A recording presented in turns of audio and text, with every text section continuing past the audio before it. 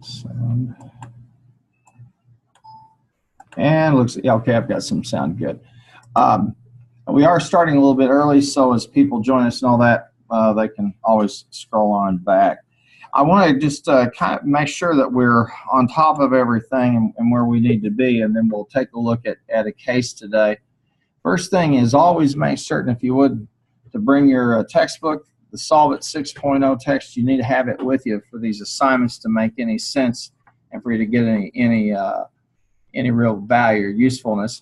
Now, last week we looked at the course intro, we did XLS3, and that's Guardian Roofing, and so you should have already uploaded XLS3 over where it's supposed to be uploaded. You'll see there's upload XLS3 here. And I also had gone through XLS1 and XLS2 because they were kind of baby cases. There was some stuff on formatting and that beeswax. So you should have uploaded 1 and 2. And if you hadn't, here's the document that shows where to find those 2 cases. There's just some stuff on formatting and that type of thing, how to navigate through Excel using some simplistic formulas. Nothing really terribly difficult that you haven't done in 1123. So, pardon me, in 1103, or what you might have done if you took this type of course somewhere else. So that document shows you where to find those. So, huh? Can I get that door there? Well, they really don't want us to have this door. Security people yell at us if we open it because this is supposed to be locked for purposes. So come on through, but yeah. From here on out, let's just come through the other part because see, security yells at us if we let people through. This is supposed to be for safety purposes. Okay. You got to make sure if someone's going to come in, they come in that way, and make sure. That's why I have the lanyard on so they know who to start with. I guess, you know. Yeah. I think I feel much safer where I am. Anyway, so those are. So XLS 1, 2, and 3 ought to be uploaded. If you would, when you come in, I'll just do this. I'll mute everybody. Okay, and when we start this, well, you should have cases 1, 2, and 3 uploaded. We did case 3 the very first day. That's Guardian Payroll, so you should have uploaded it. If not, you can find it over there in the files. And then I have this document named Tyler that shows you where to find the files that we use for XLS 1 and 2. Okay, and that being said, let me start with this again, just to remind you how I do this. I try to walk you through the case because we're doing each of these cases. There's 2 things we're trying to achieve. One of them is we're trying to understand the business problem that's involved because the course is business problem analysis, and we're trying to kind of walk through how I could use a spreadsheet to visualize that problem or get some information, data, and turn it into information. The second thing is obviously to kind of walk you into using some Excel functions and becoming comfortable working with that, working spreadsheets. And the other thing I'm trying to do right now is to keep us ahead. And so we're uploading a lot of work ahead in Excel because I know that when we get to Access, we'll slow down. Because typically you've had more experience with Excel than you've had with Access, so I like to build in some slack time or flex time for us. So when we get into Excel and I have to say, hey, we need to go on and carry this part into another class, we can do that and we don't get behind because you got the 13 Excel cases, you've got the 6 Access cases.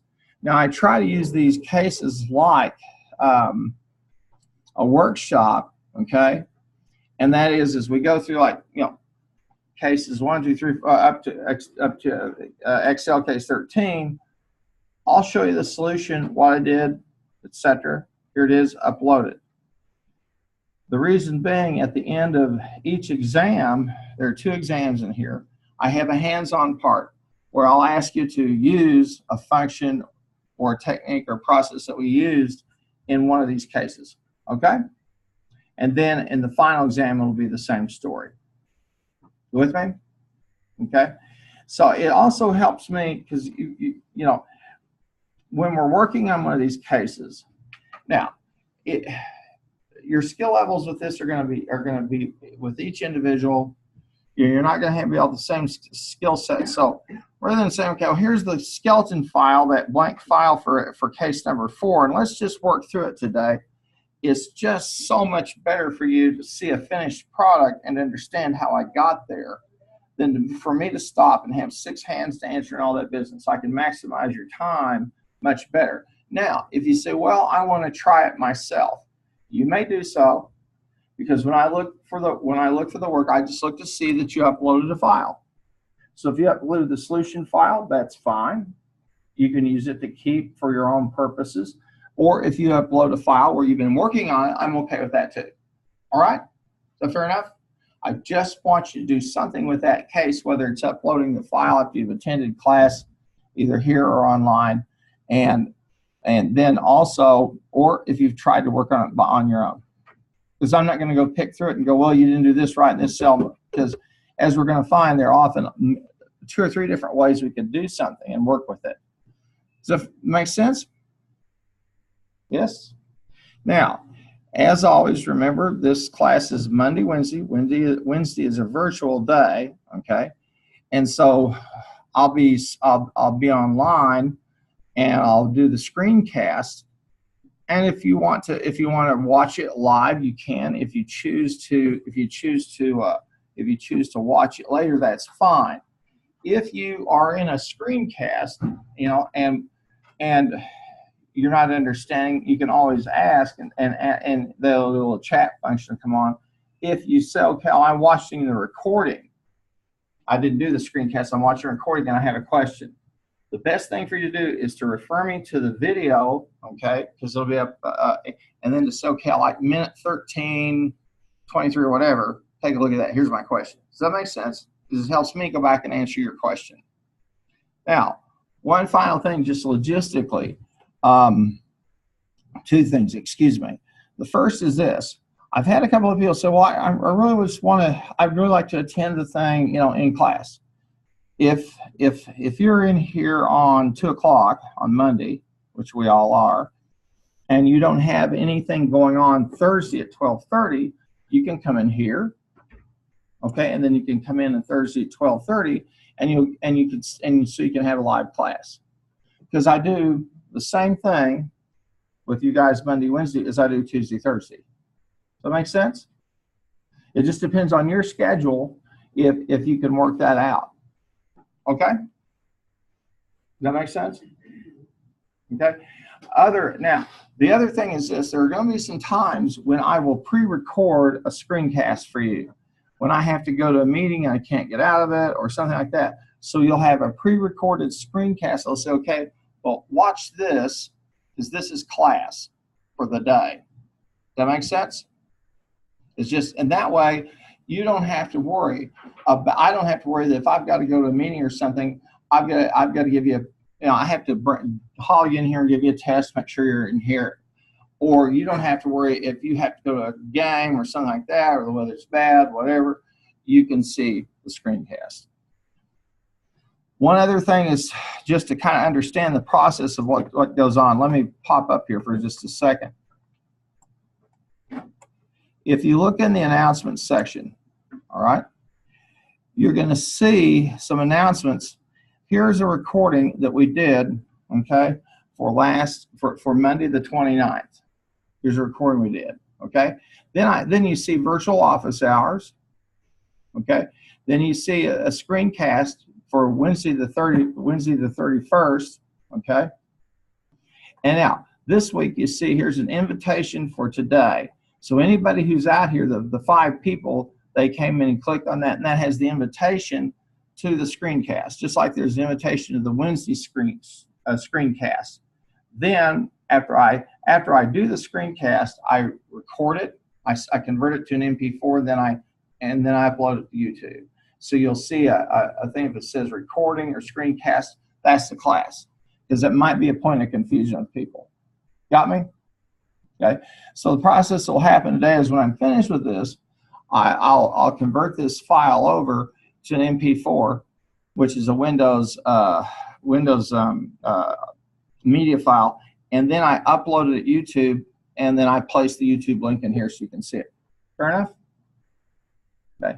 Let me talk to you for just a couple of seconds about viewing these.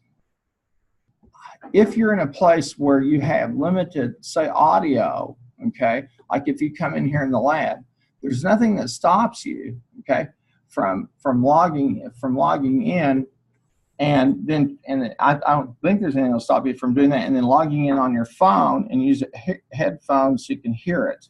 Because I don't know if they've got all the audio stuff set up. If not, you can listen to it on your phone, your tablet, yeah, or if you have a laptop, you can do that as well. Okay. So far, so good. Okay. Now, let's talk about where we are in terms of the course. And so let's start back here, and we've talked about files, case number 3. You should have uploaded it already. And you said, what's a place where I will just find everything that's due all in one place? And that's the syllabus. It's a little bit misnamed, but you'll see it. Now, on the 8th, which is Thursday, you got a financial ratios quiz that's due by 5 p.m.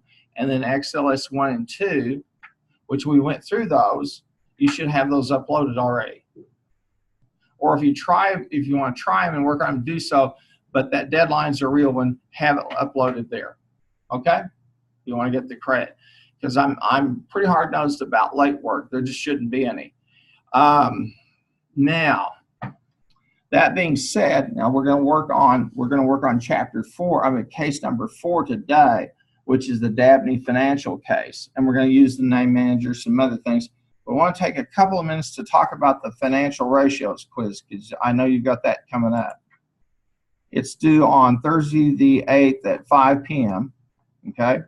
You say, where am I going to find the materials that cover it? Well, if you take a look, first of all, at spreadsheet case number 4, which is page 47 in the Solve It book, you ought to have it with you, you'll see that that case involves a financial services company trying to evaluate, assess what stock one of their customers should invest in, and the 2 stocks that are being compared are Walgreens and CVS. And so it's an opportunity for us to look at financial ratios and how they work, okay? And in addition to that, to do some work with the name manager, with some more cell referencing skills and that type of thing.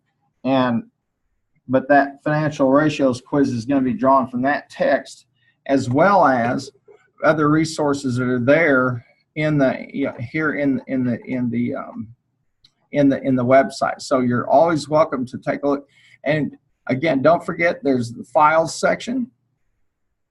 Okay, that's over there. And then also, I have a link to my supplemental website where I have some stuff over there as well. Does that make sense? Okay. Now, that all being said, you should have XLS 1 and 2 uploaded. You'll have the quizzes due on Thursday. And then XLS 3, which is Guardian Payroll, which is due way, way, way down the road. We did it, and you should just upload it. Okay? Now, and again, we're working ahead, because what will happen is we'll kind of roll through the Excel stuff. It's going to be fairly easy. But when we hit Access, it becomes a little bit more problematic, for the simple reason you just probably haven't had that much experience with it. Does this make sense so far? Okay. Now, the financial ratios quiz is like all these quizzes and exams online. It's online. It's open book, open note. Okay. Fair enough. All right. Now, let's take a look at case number 4, and that's going to be the Dabney financial services case, and that's over in page 41 of the Solve It textbook. Okay. And to get the most of this, you really do need to have the book with you. If you don't, you're not going to get anything really out of this of any benefit. I guess if you listen to the recording and go back to the book, that's okay. But I really suggest you have the book, because it's going to walk you through all the stuff that we need to do for it. Now, the first thing I want to do is let's look for the file. So I'm going to go over to the files, and I'm going to put in Dabney, D-A-B-N-E-Y, okay? And that's the Dabney case, Excel case number 4. Each of these cases build progressively. So what do you mean? In this case, we're going to do some more cell referencing, and we're going to use the name manager, and we'll do some expressions, some equations. So just kind of builds each time. Now this is also intended to kind of give you a little introduction to financial ratios and why we use them. Okay? So the Dabney file is the one we'll be working with today, and we're going to do this. I'm going to come over here. I'm going to download it. Okay? And I'm going to download this, and I'm going to save it.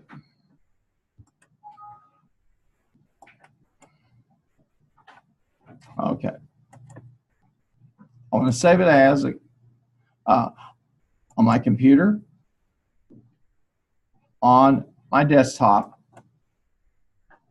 Okay. And you can rename it, Dabney Excel case with your last name, whatever. You said, why do you always make such a big deal about downloading this to the desktop? Pretty simple. The files over here are system files. They're temporary renditions of the actual file. So until you put it down in the native environment, that is on your device or on the devices in here, it's kind of out in limbo. So when you go to try to save it, it may not save, or when you upload it, it may not stay in its current form, which is an Excel worksheet. So you need to do this every time. Fair enough? Now, if you get a little bit sketchy about something as we work through it, always feel free with any of these to email it to yourself. Or if you have a storage, your own storage, you can do that. So I'm going to save this on my desktop, okay? And I'll make sure it's on there. All right. So you ought to have the Dabney Financial there on your desktop. Got it? That's all you got to do. Yeah, it's Cardinal Bay. That's him at the Grand Tetons. Yeah, my wife and I are rabid Cardinal fans. She grew up in St. Louis. I lived up there 20 years, so you can't be there that they put something in the water. I don't know. But there he is. He's happy because I think we just won the World Series on that one. Now he's kind of sad because we didn't make the playoffs. But what can I say? He's there in the Grand Tetons, that incredible set of mountains. If you get a chance, you need to go see it because it's well worth it. All right, we'll open this up, and we're going to see some things in here today that will give us a little bit more of advanced knowledge of what we've been working on. Like I said, these are kind of progressive. All right, we're going to compare two stocks, the stocks of two firms. Now, if you look in the case study, start on page 47. There's a very familiar pattern in each of these cases. They'll start with, okay, what's the problem, and then what management skills are involved, and then what Excel skills are we going to be doing, and then the file. Okay, so this is the file that we're going to be working with. All right, and then if you go over to page 48, you'll see some more information about the case and the needs of the company and all of that. And then you'll come down, and in this case, you'll need this for that financial exam quiz. They should walk you through each of the ratios, what we call the accounting ratios, and why we use them and how we calculate them. Okay. The reason that we use ratios is very simple. It's a way to scrub data clean. Let me give you an example. Okay. Let's say I have a company that does $100 million in sales, and our goal is to do 10% more next year. That means that next year we're shooting for 110 million, right? What if I have a company that does $1 billion in sales? Now I'm talking about what? 1.1 billion, 100 million, far different than 10 billion. So we use ratios to wash the data and to clean them up. You got me? Now, if you're a baseball freak like I am to a certain extent, then you're a stat freak. And you know that as we've had these arguments about, Well, who was the greatest hitter of all time? Was it Ted Williams, or was it somebody here in the current era? Who's the greatest home run hitter?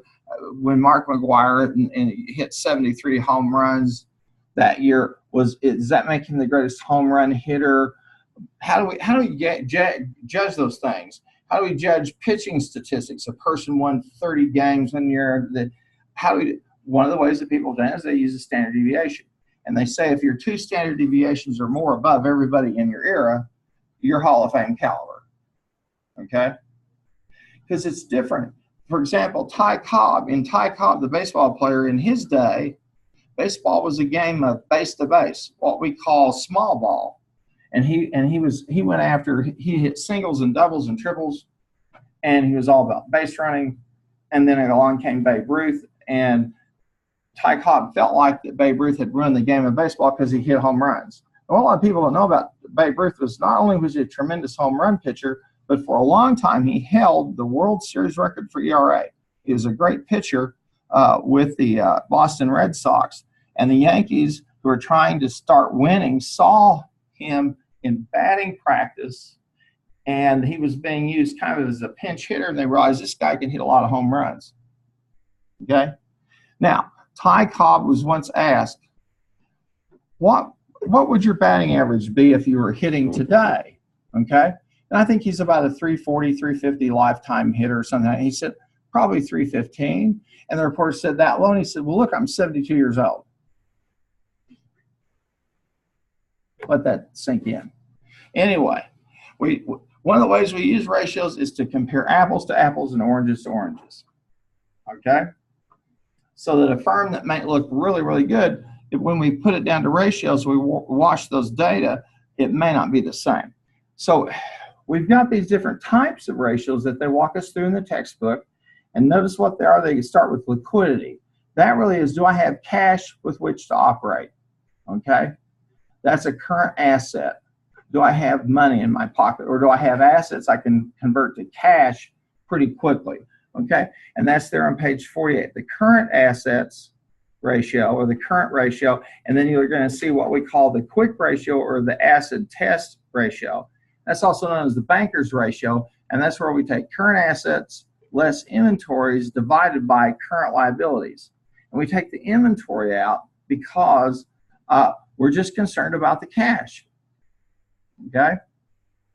Now, we have what we call asset management ratios, and that is how well do we use all the assets of the company to generate sales? Because if I don't generate a sale, I haven't got much going on. Okay? I need to generate sales. So I want to know, how well have I converted the assets in my company into sales? And you'll see at the top, page 49, they walk you through that ratio, the total assets utilization ratio. Then you see debt ratios. And the debt ratio there in 49, the total liabilities, everything I owe, divided by the total assets. Okay? Now, the lower, the better on that.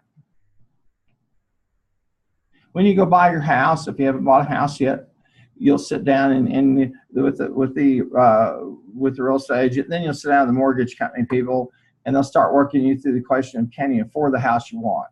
And they'll get your income, okay? And they'll have a house. They'll figure the interest rates and all that, and the monthly house payment, and what portion that house payment represents of your income.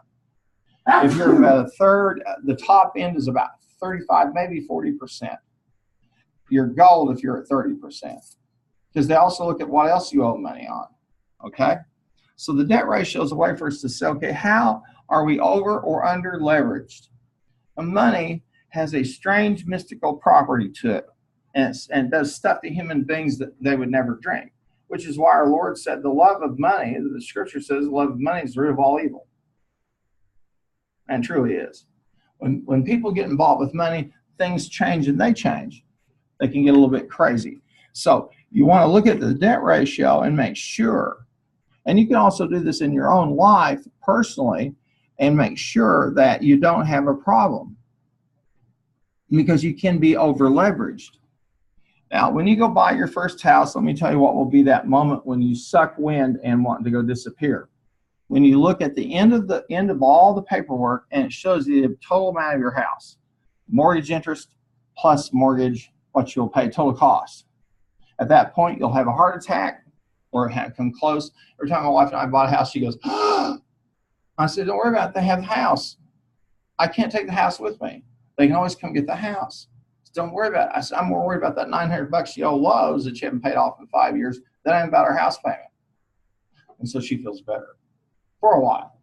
But they want to look at those ratios. How does that all stack up? And we want to know, is the company over leveraged? Does it owe too much money? So we have the debt management ratio. Then we have what we call profitability ratios, and we've got 3 of those listed there at the bottom of page 49. The return on the assets, the return on equity, and profit margin. Note that each one of these is net after what? We take net profits minus what? There's an ugly three-letter word in there. Tax, exactly. There are 4-letter words. Tax is the world's ugliest 3-letter word. Tax. Okay? Tax, tax, tax. Now, we need taxes to pay for stuff because the government's got to operate, but it can be a killer. But you'll find in this country, God bless America, that you can spend money on your business and make certain investments and you'll get a tax break. So it wipes off how much you owe. Isn't that wonderful? God bless America. Now, I realize that for some of you being here today is you feel like, you've been, it's the second semester, you're tired or blah, blah, blah. Better that you're here and just getting to study business in a university than out on the West Sahara being chased around by a warlord who wants to make you one of his friends or one of his soldiers. It could be worse. In fact, of your age group of people, you are so fortunate. You're just a tiny fraction of all the people your age around the world who get to go to college, much less have a square meal, 3 square meals every day, and live in safety. So you're pretty lucky. I'm pretty lucky to be here too. So we ought to make the most of the blessing that we've been given and say, okay, fair enough. So we're going to learn some about these ratios, and each of these is net profit after tax, and we're just measuring there. We want to look at the return on the assets, the return on the equity. Okay, that is how much money that the shareholders have put in, what kind of profit are they making off of that? If I have asset number A, or let's say stock portfolio A, and I have stock portfolio B, and both of them have the same level of risk, okay? And one gives me a higher return than the other, I go with the one that gives me a higher return for a simple reason. I'm getting paid better than I would with the other if they are the same level of risk. So we use these ratios to watch the data and to be able to make comparisons of these. Then if you take a look at page 50, you're going to see the market value ratios, okay? And that's the price per share over the earnings per share. If I have a stock that costs me $600 and I get $30 of earnings a year, I'm getting 5% return. If I have a stock that sells for $90, okay, and I'm getting $30, that's a whole different critter. Correct? Yes. Now, some food for thought. Since we're talking about all this, let's say that I feel like that I could retire easily. Okay, how many of you think you could retire easily on $200,000 a year? 200 grand sound good? You live on that? Okay, let's do that. Here's 200. All right, and let's say that you put it in the safest investment possible because this is your nest egg and you want to just live on the interest. And what that means is historically you're probably going to get about 2%. Okay? Now I'm going to show you something. This is what we call the formula for a perpetuity.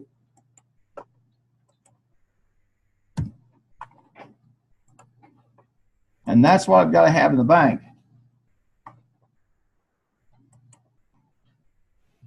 Start saving now. The formula for perpetuity is the amount of principal divided by the interest rate. So if you want to have that much money to retire on, you're going to have 10 million bucks. Now, let me say this. Please continue to pay into Social Security. It will be there for you. Trust me. It's waiting on you. You go, I don't know about that. Okay? So if you're going to have 200 grand a year, you better have 10 million bucks in the bank. You say, oh, I need to start saving soon. Yes. So try to get some way to get yourself into a regular savings account, but realize, you got a little bit of work ahead of you. Now, if you don't have a nest egg that big and you want to make that much money, you're probably going to be working, drawing Social Security. You may have some investments as well. Who knows? But think about this. You will be where I'm at this point in my life within the blink of an eye. And trust me, I thought for the longest, I still know it. I'm probably not worth killing. That's probably why I've lived as long as I have. Okay? So you'll want to think of it, but that's the formula for a perpetuity, like an annuity. Okay? Now, let me ask you a question. If you have an annuity, would you rather be the person paying the annuity or receiving the annuity? How many of you say paying the annuity? How many of you say receiving the annuity?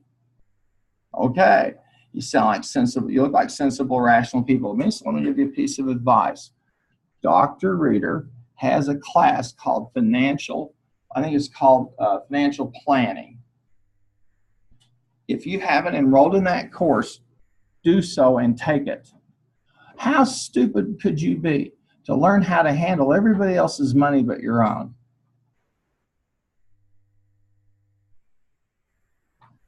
So I'm hoping that you'll get enrolled in his class so you'll know how to do financial planning and take advantage of the opportunities that are there, learn how to budget your income, make investments, etc.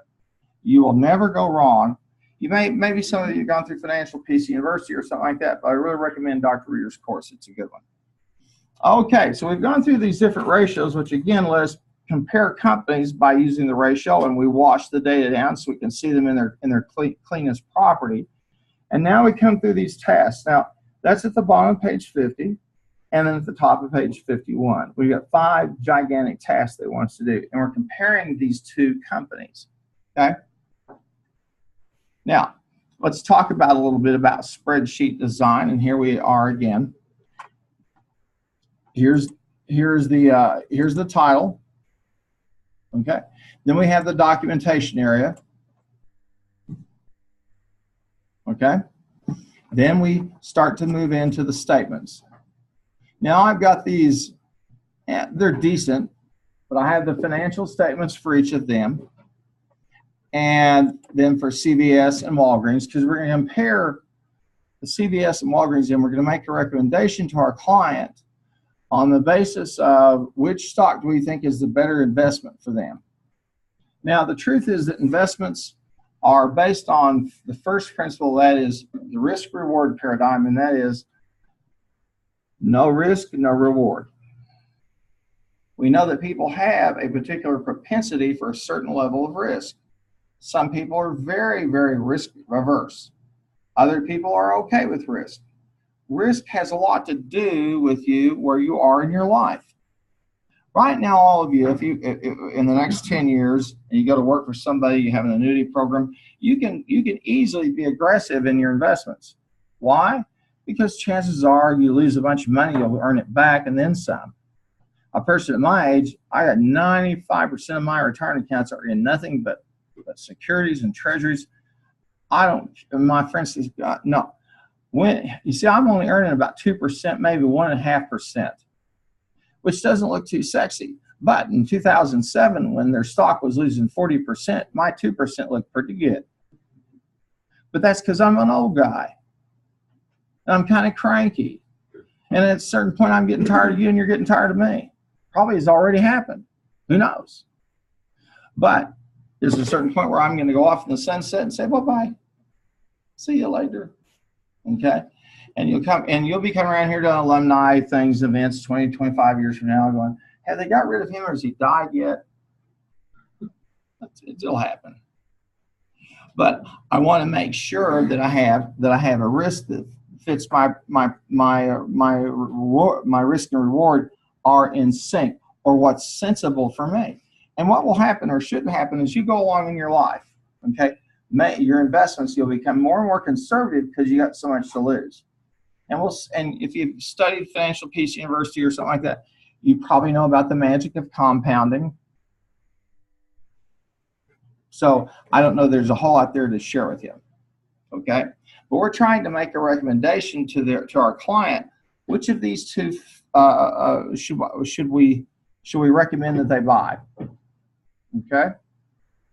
Now, long time ago, I bought my first stock when I was 16. Okay, and I bought a stock called IBM. I haven't done bad. Done pretty good. And when I was in my 30s, I bought a stock called MCI that were not so good. It plummeted during the dot-com bubble. I lost a lot of money. I was retired at age 42, and I had my house paid off, everything. Can you imagine being retired at age 42? And then I talked to my broker, and I said, well, can I squeeze another $500 or $600 a month out of my return on my annuity? Oh, yeah, if you want to put money in these more risky things. And I did, and bye-bye. And guess what? I'm back. I'll never make that mistake again. I just keep putting it into more and more secure investments, okay? All stocks must go up and all stocks must come down. Now, the stock market's been hitting record levels, but I think it's getting ready to have a correction. A correction, that's a euphemism for you and me, meaning your broker got his fees, or she did, and you and I got stiffed. Hopefully, at some point, we'll have some laws in this country that will say to brokers, hey, if your client lost 30%, you're still not getting paid a full amount. Because they have to do stuff like drink latte, look at computer screens, look at books and stuff, field your phone calls. They're working really hard for you. You don't seem to believe me. And let me say this. I know there are some of you really smart people, but some of the stupidest people I know are those who really believe, if I day trade, I'll never have to work again. Best of luck. Neither you or I have a computer fast enough to execute a trade to get an arbitrage on the stock price. And people who are on the street who trade in those stocks know particular companies in particular industries. They know that inside out. That's all they do. So if you think you can go on and day trade, do it with some of your money just to see how it goes. But don't take mom and daddy's money or grandma's money. Now, if you're going to start a business and do that, that's a different deal. We'll talk about that later. All right, let's look at these. Now you say, okay, what spreadsheeting principles have we got? Well, we've got the title, we've got this business here in terms of the documentation, and then we have an assumptions area. Okay, and really kind of an output area. We've got the current ratio for CVS. We've got the current ratio for Walgreens, and we walk these through in terms of these outputs. I'm going to click right here, and you're going to notice something kind of different. Do you see the names instead of cell references? Okay. This is why we use a thing called the name manager. Okay. Now, if you click on formulas for just a second, all right, then come over here. Pardon me. It should be formulas. All right. And I want to click the name manager. Okay. Well, why that's not doing that for me, I'm not sure, but here's what I'm going to do here. Just a second. Here it is, name manager.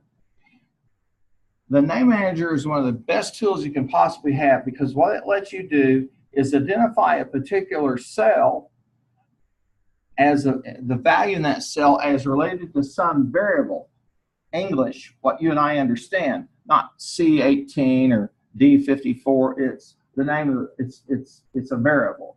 And this count, and then it also gives us the value, and then it'll tell us what does this refer to, and that's the cell reference. And I've got one in there for every single one of them. That way, when I start to calculate ratios, I can look at the words and not worry about cell references. So that's one of those things that we've done here, okay? Now, you say, all right, well, how am I going to do this? Well, we'll do one. I'm going to put, let's put in a value, let's put in 100, okay? And then I'm going to come over here and I'm going to click define name. And I'm going to get the new name dialog box. Okay. And I'm going to put in here, let's put it's something silly. Let's put like quiz score. Now make sure you connect everything together or use an underline, or it will go bluey on us. So I'm going to call it quiz score. And notice it says what scope. For the workbook, which is the whole thing, or for the worksheet. We'll use it for the workbook, okay? And then it refers to what? Dabney Q, that worksheet, cell F20. Okay? So I've named it, okay? Then I click, all right. Quiz score. Oh, they want me to put it together. Now, if I go back up here in the name manager, I'll find quiz score. Find it? Then I can use it in an equation. So this is a good example for you of how to use the name manager to help you navigate through a spreadsheet and how to do it in such a way that you're not going, oh, cell, whatever. You're thinking more in terms of variables. Okay? That makes sense? Now, I would recommend, if you want, you could take the skeleton file for this case and work through it. Now, you say you keep referring to the skeleton file. What are you talking about? Let's go over here for just a sec. I'll make sure we're still going here. Okay, we are. And let's see here. I'm going to get rid of that. And we'll go into the files area. And let's find the Solvit 6.0. I could have just put that in there anyway. Solvit 6.0 student files. Now, did I put all those? No, I didn't. Good show. So you'll see Dabney right here. Dabney Q, that's the skeleton file, okay? Meaning the unfinished file. And so what they'll want you to do is compute the ratios. It makes up some type of recommendation, right? So I'm trying to save you a lot of busy work and to show you a model of something you might use if you're ever going to do something like this, or do some computation, okay? So if you would want to play around with it, feel free, be my guest. Now, let's go back here for just a moment. Let's talk about these pieces of ratios and how they all kind of fit in what we've got going on here. What we see here is a document that's known as a proforma, P-R-O-F-O-R-M-A, separated by a space. It's a Latin word meaning for the sake of or for the form of. In finance, we develop tools that let us take accounting data and work with them, okay, and use them to make decisions. And so we create a form. This pro forma, okay, starts with an income statement. And here it's showing us the inputs. And the income statement is exactly what it says it is. A statement of my income. How much have I earned in income for some period of time? It's a periodic type document. How much have I earned for a year, 6 months, whatever. Okay? And it's amazing, this stuff. I really don't know how folks have trouble with this, because it's pretty easy. Net sales, aka revenue, the cost of sales or revenues, and the gross profit. Then we subtract any other income, and then we subtract any interest that they pay, and then we get the gross income. So we paid the banks, okay? then we pay Uncle Sam. Isn't that how it's supposed to work? Too big to fail? So, yeah, we lost 10 or 12 billion. We call the Treasury. They print some more money. Maybe we drag somebody to Congress, we yell at them. But not one single person involved in the financial crisis has gone to jail. Not a one, not a day. I just want to know how I missed that fun. But we've got our gross income, and then we'll come down here, we'll take some expenses, and then we're going to subtract our opening costs, because they've got stores, so they have, if they're opening stores, they want those included. Then if they close any stores, and then the interest expense. Okay, now this net interest is interest earned. They make investments, so if they earn some interest, they count that as income. And then we have income before income tax. Then we have our income tax expense. Now this income tax expense, okay, I'll squiggle over here for just a minute. I think this is a 40% tax rate, if I'm not, or 35. The tax bill that just got passed is all corporate income is taxed at a rate of 21%. Okay. Who and how that will help everybody is yet to be determined. Now we've got any losses from our discontinued operations, and we have our net income. Now, right now, let me ask you, if you look at the two of these companies, which one of them looks better right now, CVS or Walgreens?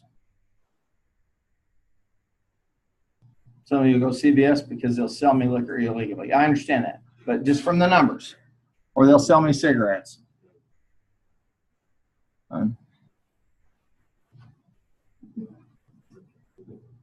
If you've had the temptation of alcohol, of tobacco, let me share with you this. I did it when I was about your age, and I did it for about 10 years.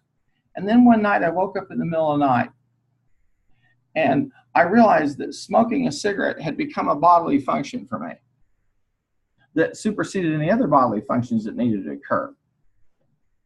And between that and some wet pajamas, I figured out I need to stop smoking. Now, I did this when there weren't no 800 line to call and talk to somebody. There's no patch, no gum, none of the sissy stuff y'all have. My doctor said, you'll do it cold turkey. And I did. And so in the evenings, when I couldn't take it, I'd drive around my car and scream. And that went on for about a week. The worst part was the psychological part. I had dreams about smoking for about 5 or 10 years after I physically quit. Okay? There's a lesson there to be learned. So don't succumb to it. It's a filthy, nasty habit. I tried all of it, including a little bit of snuff. Yeah, have a snuff can. I had a girlfriend, she'd carry my snuff can. Now, ladies, that's love. Or someone who has a very low self-esteem. She was dating me, what can I say? She was at the bottom of the barrel. All right. So now we got the net income. We got that done here. Now we're going to take the average number of shares outstanding, because we want to figure out how much do we earn per share. People invest in a company, they buy a share in it to get a return. Some people are looking for what we call an equity stock. In other words, the stock price goes up, and I'm not as concerned about the kind of dividends, for example, that I'm getting. I don't care. I know the stock's going to go up. It's going to have value. Okay, and then there are what we call those that are dividend types of stocks, where I'm expecting to get a dividend, and I really evaluate it on the basis of it. So one of the ways I can look at this is to say, all right, I have earnings per share. Okay, and now we can look at them and say, okay, there's their gross. We've got their net income of CVS versus the net income of Walgreens. And now I've got the earnings per share. Okay. Now these are old data. And I've got the earnings per share for Walgreens. Which one looks like a better buy?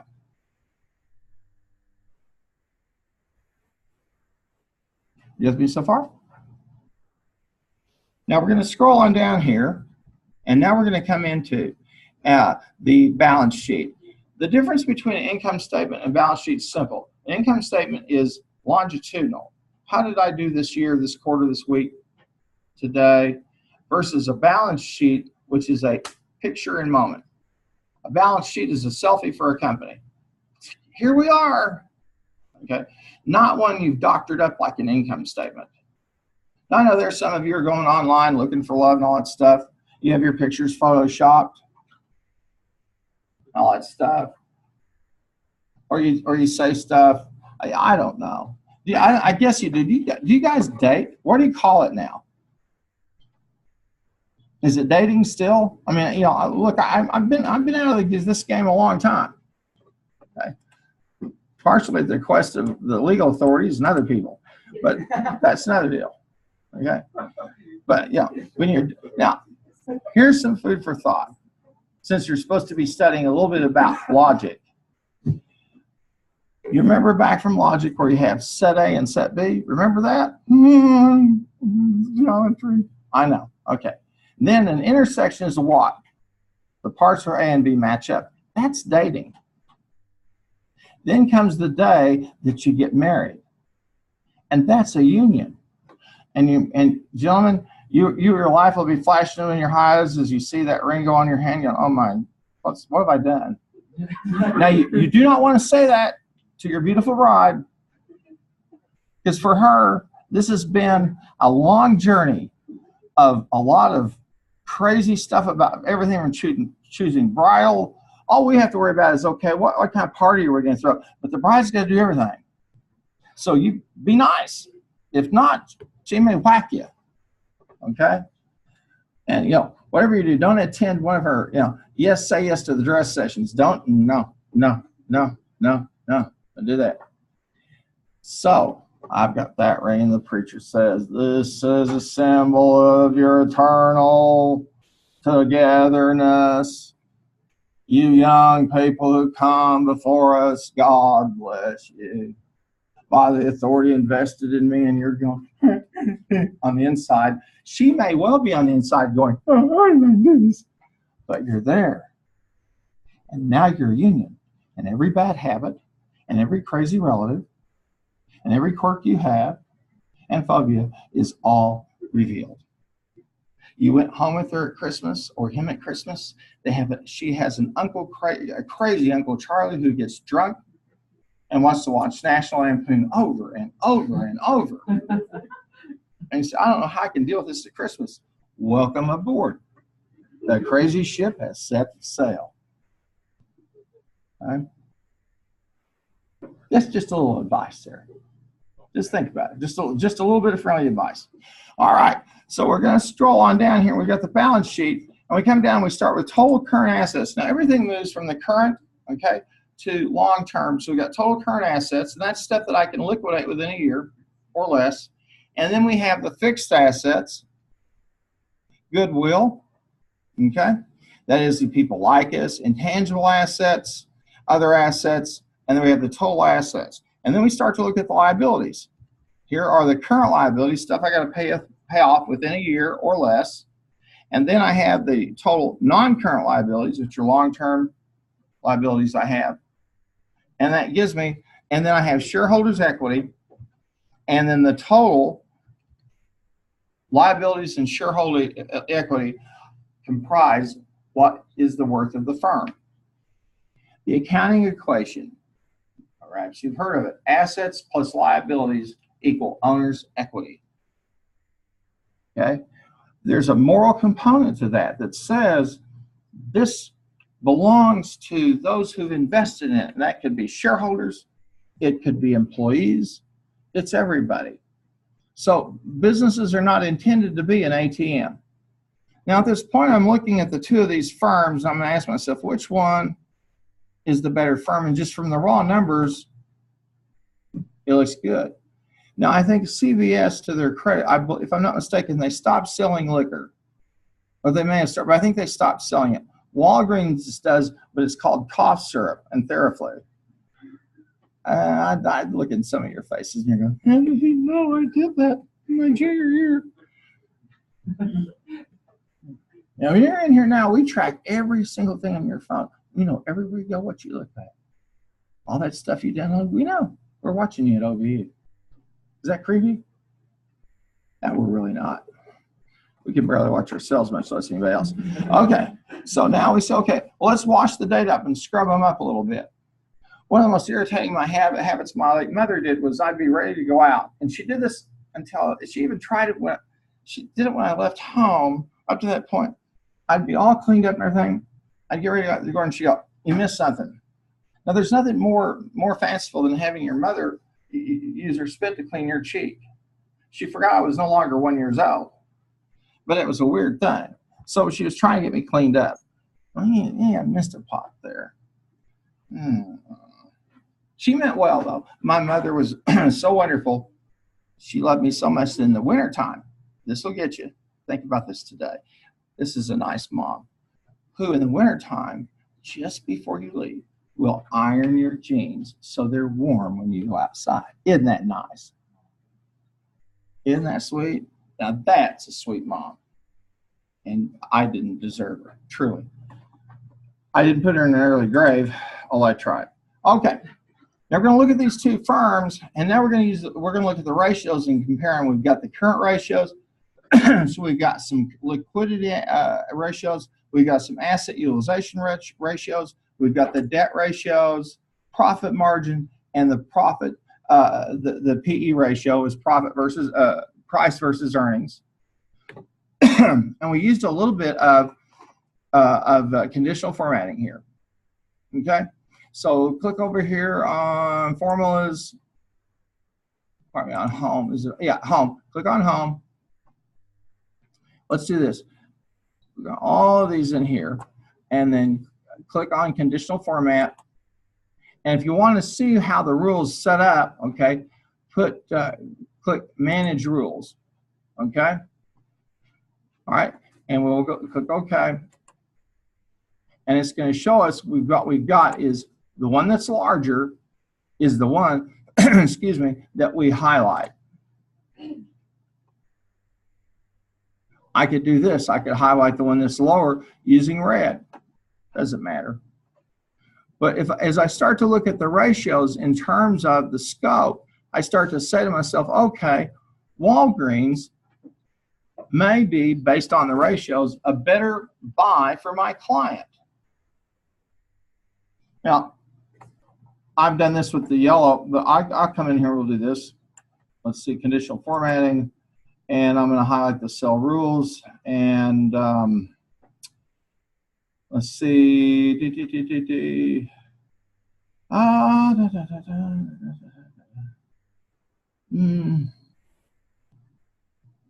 do I want to do this?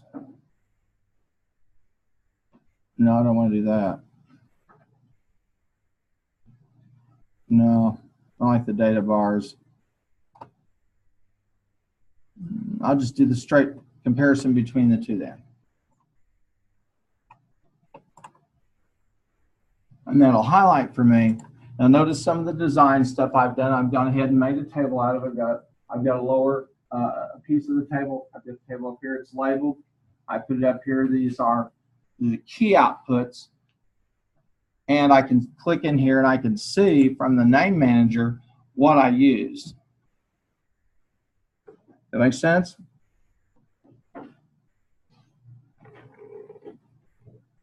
Yes? Who's your chapel speaker this week? You have any idea? Do you care? Yeah, each semester each semester it's a real problem because every Wednesday morning, it starts about 7 o'clock, people start going chapel, chapel, chapel, chapel. You can hear it through campus and it upsets everybody. And then when they start chapel, we're all good. I sat through chapel too. You can see how much good it did me. But you're nicer young people than I was.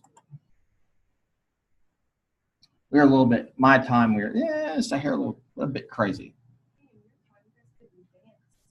There was no dancing. And if you went on a date with a young lady, you went to the dorm, there was a runner, a young lady who came out and said, who are you and who are you here to pick up? and they went in, and the dorm mother came with the young lady and said, "Where are you going? What time will you return?" And if she didn't like how you were dressed, go on date. Okay?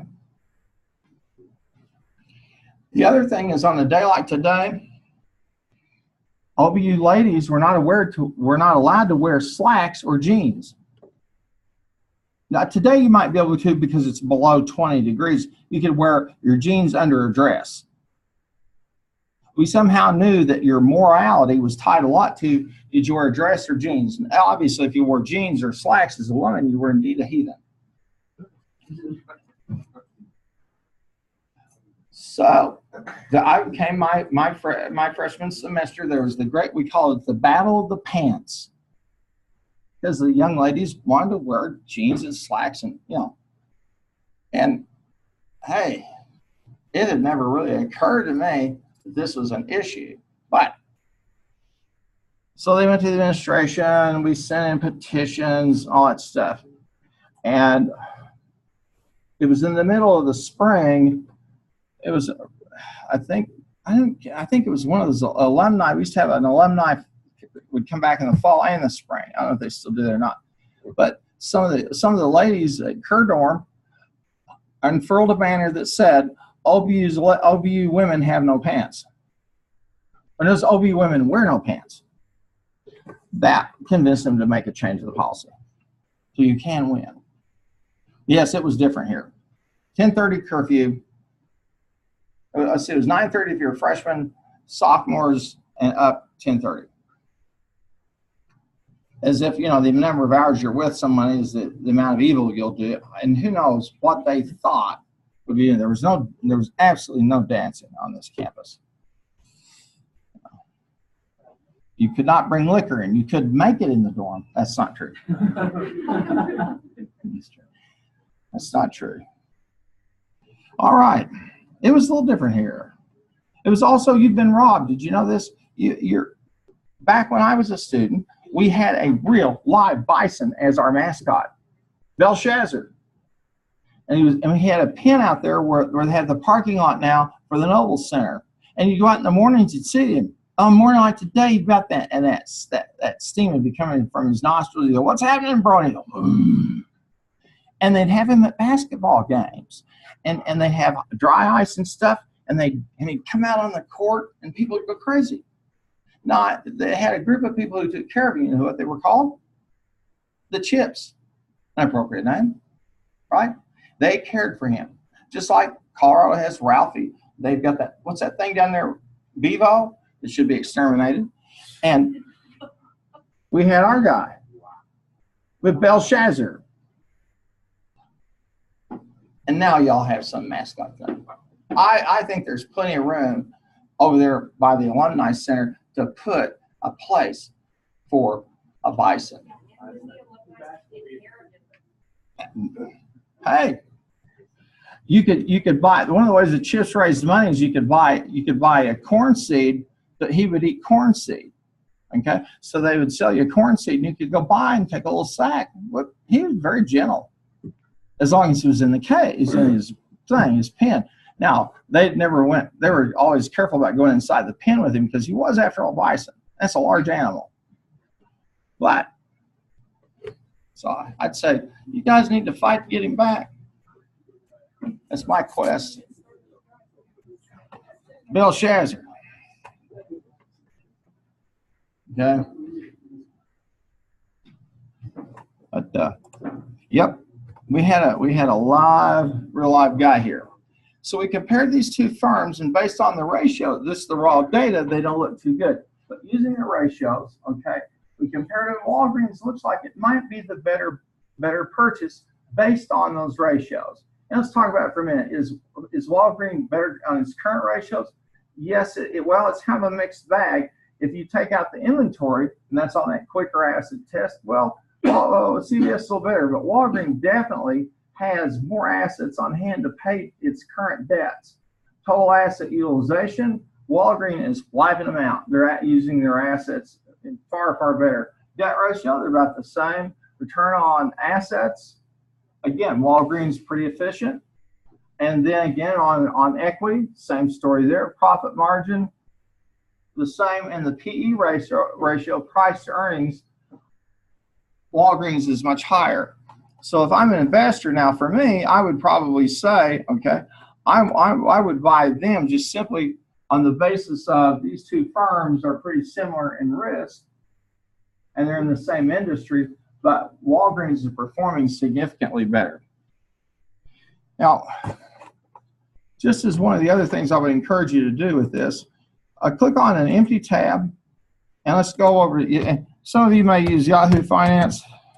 I use Yahoo Finance. I love that site. Others have Motley. What are they called? Motley Crew, or there, and there are different places that will have financial. They will give you some financial data. CSNBC. Now here we are. What did I tell you? Dow's down 1,000 points. We were riding at 26 or 27. Now we're down to 1,000. So there goes the Dow,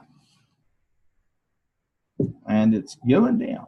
Nasdaq's down, Dow's down, S&P's down, Russell 2000 is down. Not so good. Well, let's search for CVS and see what's going on with them. And there they are. Now they have a whole lot of data over there. I could probably teach a course just on using Yahoo Finance and the tools it's got. Bloomberg has some good ones as well. Okay, there's just all types of data over here, and they will show you how they compare versus other firms in their industry, and they'll have all the news about what's going on with this company. Okay. All right, now I want to direct your attention back for just a moment to page 51, 52, and 53. Now, this spreadsheet's designed like it ought to be. It provides us data. We turn that into information that we can use, that we can use, and data we can use. Why not? And they talk about a table of name ranges. You don't need to do that if you use the name manager, because it's all up there. Well, there it is. Got it? Now you say, well, that looks like a lot of work. Yes, it is. However, okay. However, I can update all of that if I need to with new data from the statements. I can always, of course, embed a universal resource locator or a link in here to Yahoo Finance with CVS and with Walgreens, etc. But we had to make that transition. Now we also we worked with some formulas. No big deal. Most of these formulas, we did some addition and subtraction, that kind of business.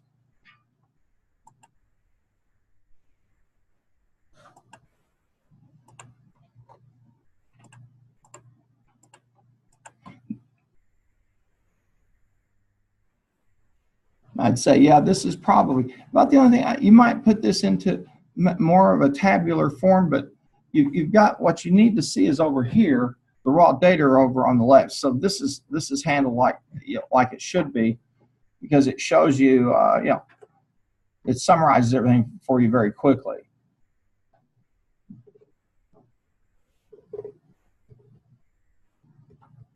Okay.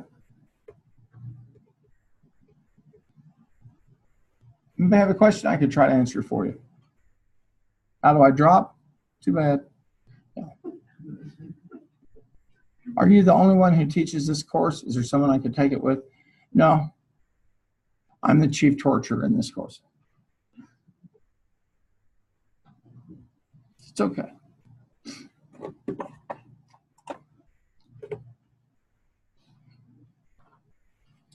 So that pretty much does it for us. Now, here's what we'll do. And again, you can upload this into, this is case number 4. And you say, where would I upload it? You'll go to the place in Canvas where it says upload for here. I tried to be as original as possible. Okay? Well, we've got some people on here. Let me see what we've got on here. All right, I see Brandon. There's Brandon. There's Dominic, Irvin, Jesus, Jonah, and Kristen. Okay. And they're probably all together in the same place having a party. That's their problem, not mine. Don't tell on them if they are. So we've made some progress. I started a little bit early. It's 3:01. And we come to that point of class where I ask a very simple question. Do you know what it is? Why are you people in my lab? So upload your number 4. And on Wednesday, when I do the screencast, we're going to take a look at case number 5, which is the town of Clintwood. We'll do a little bit of work with extrapolation there. So that's it, folks. Thank you so much. Have a good one.